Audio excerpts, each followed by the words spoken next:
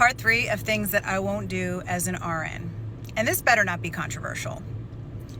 Drinking, alcohol, and smoking. Anything.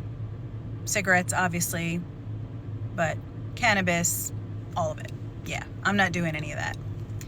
I never really I've never been a drinker, I'm going to be honest. But there was a time where I would go out with my girlfriends and drink socially, literally a drink, one of those fruity little drinks, or maybe a glass of wine.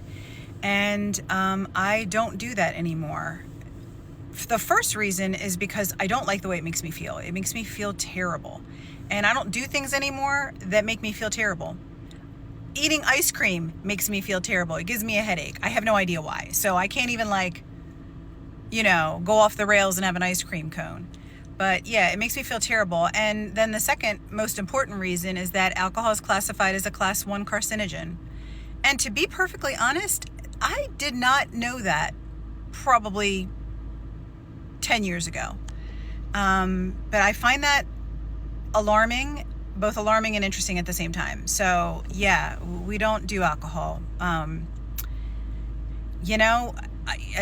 This is like a cultural, let me say something. If I lived in Italy, maybe I'd have a little wine with my meal. I've never been to Italy, and I am Italian, but my understanding, I have an aunt who has a home there and goes there often, is that their food and their wine is very different there. And she says when she drinks a little wine there, she doesn't get a headache. So would I drink a little wine maybe if I went to Italy? Maybe, but yeah, it makes me feel like crap. And then smoking is pretty obvious. I watched my sister-in-law, and this is part of why I believe what I believe about chemo, who was diagnosed last,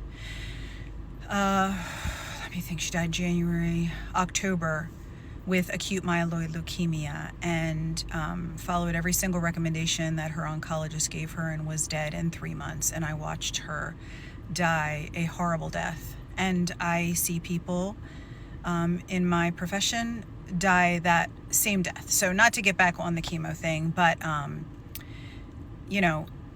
of the number one causes of acute myeloid leukemia is cigarette smoking. And my sister-in-law, who was a dear, sweet woman, but was a smoker and smoked from a very young age, and she didn't know.